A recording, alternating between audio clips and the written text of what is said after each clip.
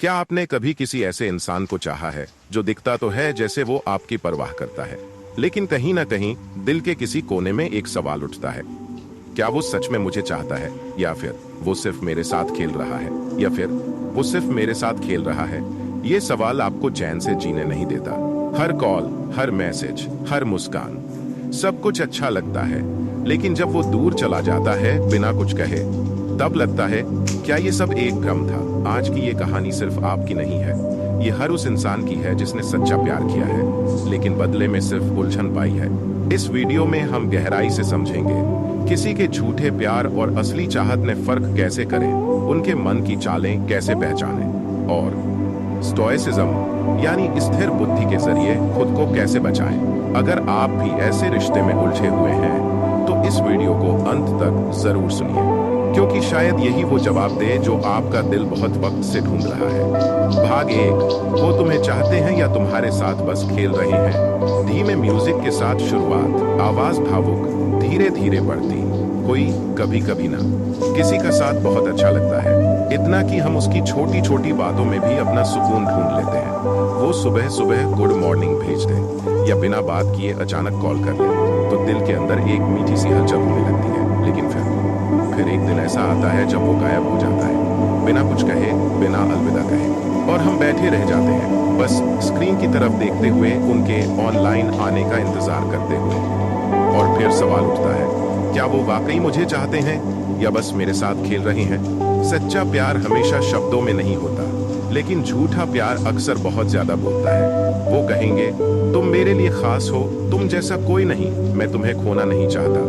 पर क्या उनका व्यवहार उनके शब्दों जैसा होता है?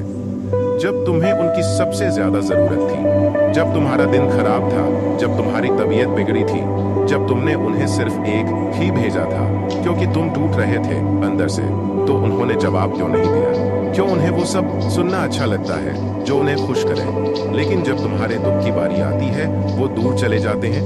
क्या ये प्यार है, या वो बस तब आते हैं जब उन्हें अच्छा महसूस करना हो? स्टोइक सोच तुम्हारे मूल्य को किसी और की प्रतिक्रिया तय नहीं करती। स्टोइसिज्म कहता है, दूसरों के व्यवहार को नियंत्रित करना तुम्हारे हाथ में नहीं है, पर उस व्यवहार से खुद को कैसे संभालना है, ये पूरी तरह तुम्हारे हाथ में है। इसलिए जब कोई तुम्हें बार बार कंफ्यूजन में डालता है, तो असल में वो तुम्हें इमोशनली कंट्रोल कर रहा है। और ये प्यार नहीं होता, ये एक खेल होता है जहां एक इंसान राजा होता है और दूसरा मोहरा। पहचानो असली और झूठे प्यार का फर्क। एक सच्चा चाहने वाला तुम्हें बदलना नहीं चाहता, वो तुम्हें वैसे ही अपनाता है जैसे तुम हो। झूठा चाहने वाला तुम्हें बार बार गिल्ट में डालता है, तुम ऐसे क्यों करते हो, तुम हमेशा यही करते हो। 2, सच्चा चाहने वाला कंसिस्टेंट होता है, वो आज भी वही है जो कल था। झूठा चाहने वाला मूड के हिसाब से आता जाता है। 3, सच्चा चाहने वाला तुम्हें स्ट्रॉन्गर बनाता है, वो तुम्हें इंस्पायर करता है ताकि तुम अपने सपनों के और करीब जाओ। झूठा चाहने वाला तुम्हें कमजोर बनाता है ताकि तुम सिर्फ उसी पर डिपेंड रहो। क्या आप उनके लिए बस एक विकल्प हो? ये सवाल कड़वा है, लेकिन कई बार हमें खुद से पूछना पड़ता है, क्या मैं उनके लिए प्रायोरिटी हूं या बस एक ऑप्शन? वो तुम्हें तभी याद करते हैं जब उनके दोस्त व्यस्त हों, उनका मूड खराब हो, उन्हें कोई और बात करने वाला ना मिले, या उन्हें अटेंशन चाहिए। अगर ऐसा है तो माफ करना दोस्त, तुम उनके लिए वो नहीं हो जो तुम सोचते हो। तुम अपना सब कुछ दे चुके हो और बदले में क्या मिला? कभी साइलेंस, कभी ब्लेम, कभी मैनिपुलेशन, कभी कुछ भी नहीं। कई बार हम किसी को इतना प्यार देते हैं कि हम खुद को खो देते हैं। फिर जब वो इंसान चला जाता है तो हमें अपने आप को खोजना पड़ता है टूटे हुए टुकड़ों में। लेकिन ध्यान रहे, जिसने तुम्हें खो दिया उसने तुम्हें डिजर्व नहीं किया। स्टोइक सिद्धांत, अपनी भावनाओं को पहचानो लेकिन उनके गुलाम मत बनो। मार्कस ऑरेलियस कहते हैं, जब तुम किसी के व्यवहार से परेशान हो तो याद रखो, तुम्हें दुख उस इंसान ने नहीं बल्कि तुम्हारी उम्मीदों ने दिया है। हम अक्सर ये मान बैठते हैं कि अगर मैं सच्चा हूं तो सामने वाला भी सच्चा होगा, पर सच ये है, हर कोई तुम्हारा दिल उतनी सच्चाई से नहीं देखता जितनी सच्चाई से तुम उसे देख रहे हो। क्या करना चाहिए?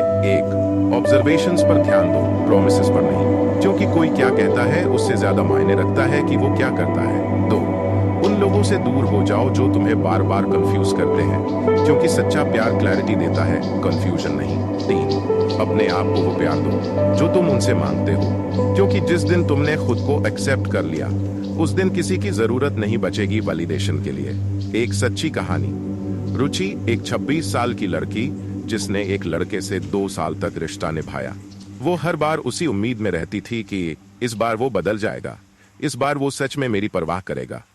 पर हर बार वही पैटर्न, कॉल्स कभी हैं कभी नहीं, टेक्स्ट सिर्फ रात के 11 बजे के बाद, प्यार सिर्फ तभी दिखता जब उसे बोरियत हो। रुचि टूट चुकी थी, पर एक दिन उसने खुद से एक सवाल पूछा, क्या मैं इसीलिए पैदा हुई थी कि किसी के टाइम पास का हिस्सा बनूं? और उसी दिन उसने खुद को चुना। आज वो खुश है, सफल है और अपने जैसे हजारों लोगों को ये सिखा रही है, खुद को चुनो, वरना दुनिया तुम्हें बस इस्तेमाल करेगी। अगर आप भी ऐसी किसी स्थिति में हैं जहां आपको ये समझ नहीं आता कि वो इंसान आपको चाहता है या खेल रहा है, तो कमेंट करके बताइए। आपकी कहानी औरों के लिए रोशनी बन सकती है। अगले भाग में हम बात करेंगे ब्रेड क्रमिंग के बारे में, जब कोई आपको छोटी छोटी उम्मीदें देकर रिश्ते में बनाए रखता है लेकिन कभी आगे नहीं बढ़ता। भाग 2, ब्रेड क्रमिंग। जब वो बस उम्मीदें देकर तुम्हें अटका कर रखते हैं। कभी कभी कोई इंसान हमें एक ऐसा सपना दिखाता है जिसे वो कभी पूरा करने का इरादा नहीं रखता। वो कभी कभी तुमसे बात करता है, थोड़ी अफेक्शन दिखाता है, कभी कुछ उम्मीदें देता है, लेकिन फिर हफ्तों तक गायब हो जाता है और तुम उसे एक मिस यू के जवाब में रातों की नींद गंवा देते हो। ये है ब्रेड क्रम्बिंग, यानी कोई तुम्हें प्यार के छोटे छोटे टुकड़े फेंकता है, जैसे कोई रोटी के कण पंछियों के लिए फेंकता है, बस इतना कि तुम भूखे न मरो पर कभी पेट भर भी न पाओ। तुम क्यों फंस जाते हो ब्रेड क्रम्बिंग में? क्योंकि वो इंसान तुम्हारे दिल की सबसे कमजोर नस को पकड़ लेता है, उम्मीद। तुम सोचते हो शायद वो व्यस्त है, शायद वो भी मुझे चाहता है पर बोल नहीं पा रहा, शायद अभी वक्त सही नहीं है। पर सच क्या है?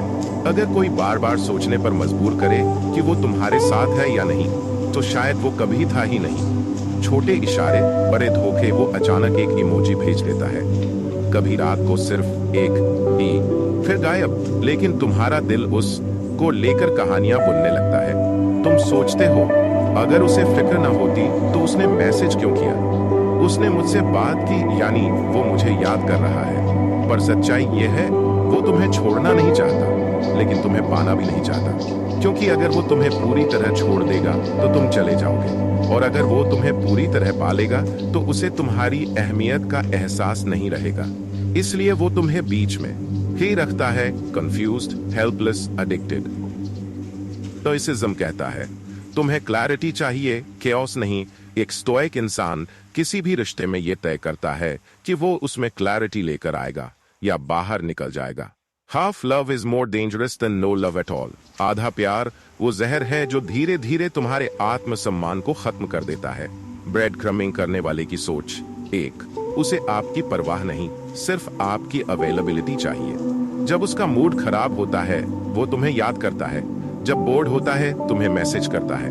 2, वो चाहता है कि तुम हमेशा रेडी रहो, लेकिन जब तुम उससे कमिटमेंट मांगते हो वो चुप हो जाता है, गायब हो जाता है। 3, वो जानता है कि तुम इमोशनली इन्वेस्टेड हो, इसलिए वो तुम्हारे दिल के साथ मोल भाव करता है। तुम्हारी क्या हालत हो जाती है? तुम हर मैसेज का मीनिंग ढूंढते हो, तुम हर साइलेंस में अपना गिल्ट खोजते हो, तुम हर बार सोचते हो शायद मैं ही कुछ गलत कर रहा हूँ, और यहीं तुम खुद को खोने लगते हो। तुम अब खुद को जज करने लगते हो एक ऐसे इंसान के व्यवहार के आधार पर जिसे तुम्हारे इमोशंस की परवाह ही नहीं है। तुम कैसे बाहर निकल सकते हो ब्रेड क्रम्बिंग से? 1, रियलिटी चेक। 2, क्या वो कंसिस्टेंट है? क्या वो तुम्हारे सवालों से भागता है? क्या वो हमेशा अचानक गायब हो जाता है? अगर हाँ, तो ये प्यार नहीं, ये मैनिपुलेशन है। 2, बाउंड्रीज बनाओ। जब वो सिर्फ अपनी सुविधा के हिसाब से बात करता है तो तुम अपनी बाउंड्रीज सेट करो। मैं उस वक्त बात नहीं करूंगा जब तुम्हें अकेलापन लगे, लेकिन जब मैं टूटा हूं तो तुम गायब हो। 3, खुद को वैल्यू दो। खुद से ये कहो मैं आधे अधूरे लोगों का हकदार नहीं हूं, मैं क्लैरिटी, कंसिस्टेंसी और रिस्पेक्ट का हकदार हूं। जब तुम दूर जाने लगते हो तब वो फिर से मैसेज करता है, where are you, miss you, term बदल गए हो। क्यों? क्योंकि उसे नहीं चाहिए कि तुम मूव ऑन कर जाओ, उसे चाहिए कि तुम वहीं रुके रहो जहां से वो जब चाहे लौट सके। लेकिन अब वक्त है खुद को बचाने का। स्टोइक सिद्धांत।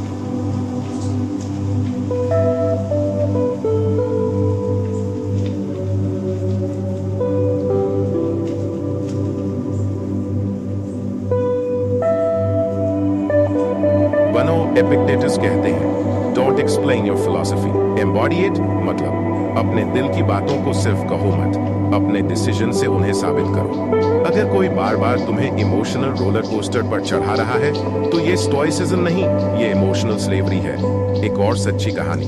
राज एक 30 साल का लड़का जो हर रात उस लड़की का इंतजार करता था जिसका मैसेज कभी भी आ सकता था या नहीं भी। वो लड़की हर महीने 2-3 बार एक स्वीट सा मैसेज भेजती, फिर वीक्स तक डिसअपीयर हो जाती। राज हर बार उस एक मैसेज से बंधता गया। वो खुश होता, उत्साहित होता, फिर टूटता। लेकिन एक दिन राज ने ब्लॉक कर दिया, न गुस्से से न बदले की भावना से, बल्कि शांति से, स्टोइक शांति से। आज राज एक नया इंसान है। उसने खुद से प्यार करना सीखा है। क्या आप भी ब्रेड क्रमिंग का शिकार हुए हैं? तो कमेंट करके बताइए कैसे आपने पहचान की और क्या आप बाहर आ पाए। आपकी कहानी किसी और के लिए रास्ता बन सकती है। अगले भाग में क्या आप उनके बैकअप प्लान हैं? हम समझेंगे वो रिश्ते जहां आप हमेशा सेकंड चॉइस होते हैं और कैसे स्टोइक सोच से आप उस रोल से बाहर निकल सकते हैं। भाग 3, क्या आप उनके बैकअप प्लान हैं? एक दिन आप सोचते हैं अब शायद वो मुझे समझ गए हैं, वो आपसे फिर से प्यार से बात करने लगे हैं, आपकी फिक्र करने लगे हैं, आपकी बातें सुनने लगे हैं। आपके दिल में उम्मीद फिर से जागती है, लेकिन तभी वो फिर से गायब हो जाते हैं या किसी और के साथ दिख जाते हैं और आप खुद से पूछते हैं क्या मैं बस एक बैकअप प्लान था, प्यार का मुखौटा, या बस एक इंतजार करने वाला इंसान? कई बार लोग आपको अपने पास इसलिए रखते हैं क्योंकि उन्हें यकीन होता है अगर मेरा प्लान ए फेल हो गया तो ये इंसान हमेशा तैयार है।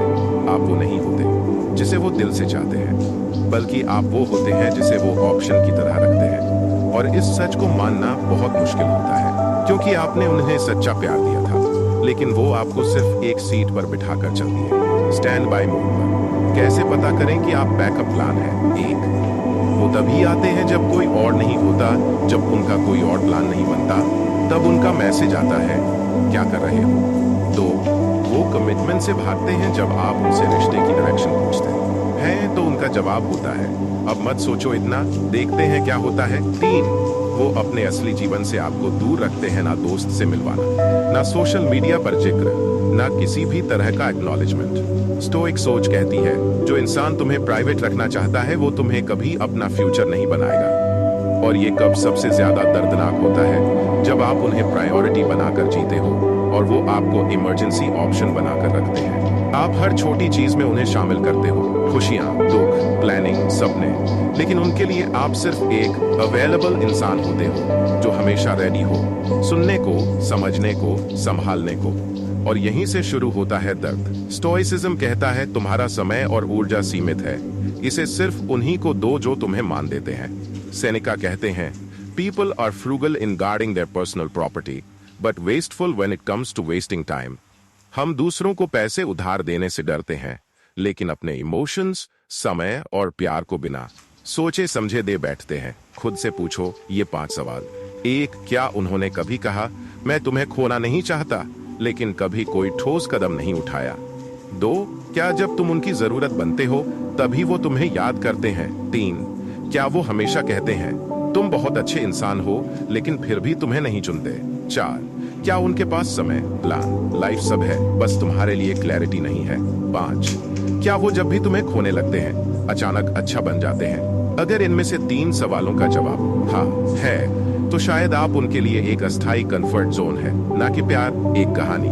वो मुझे तब याद करता था जब कोई और नहीं होता था। निधि, एक लड़की जो 4 साल तक एक लड़के से इमोशनली जुड़ी रही।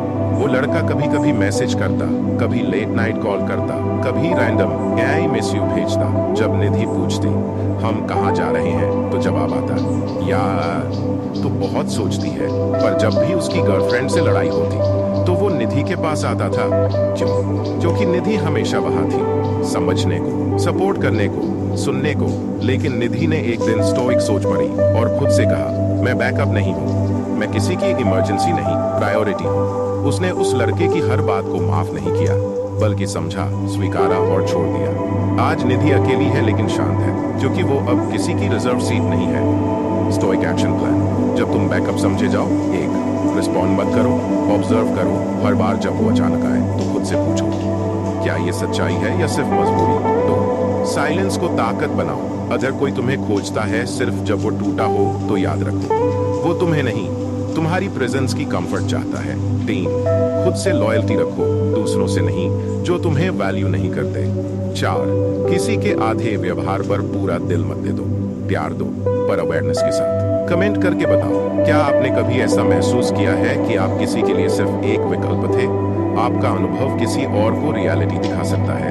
अगले भाग में स्टोइक सोच से खुद को इन भावनात्मक खेलों से कैसे बचाएं। हम बात करेंगे कि कैसे स्टोइसिज्म की फिलॉसफी आपको इतना मजबूत बना सकती है कि आप किसी के भावनात्मक झूठ का शिकार न बने। भाग 4, स्टोइक सोच, खुद को इन भावनात्मक खेलों से कैसे बचाएं। एक रिश्ता शुरू होता है प्यार से, फिर बढ़ता है उम्मीदों से, फिर बिखरता है भ्रम में। और जब ये भ्रम टूटता है तो इंसान या तो टूट जाता है या बदल जाता है। पर सवाल ये है, क्या आप चाहेंगे कि कोई और आपकी भावनाओं से खेले? क्या आप फिर उसी कंफ्यूजन, पेन और एम्प्टीनेस में लौटना चाहेंगे? नहीं, कभी नहीं। और यही वह मोड़ है जहां स्टोइसिज्म आपके जीवन में आता है। स्टोइसिज्म भावनाओं में स्थिरता लाने की कला। स्टोइसिज्म कोई ठंडा दर्शन नहीं है, ये कोई ड्राई फिलॉसफी नहीं है जो कहती है इमोशनलेस बनो, बल्कि ये सिखाता है इमोशन में बैलेंस लाओ। आप टूटे नहीं पर कठोर भी नहीं बने। आप किसी को चाहें लेकिन खुद को खोकर नहीं।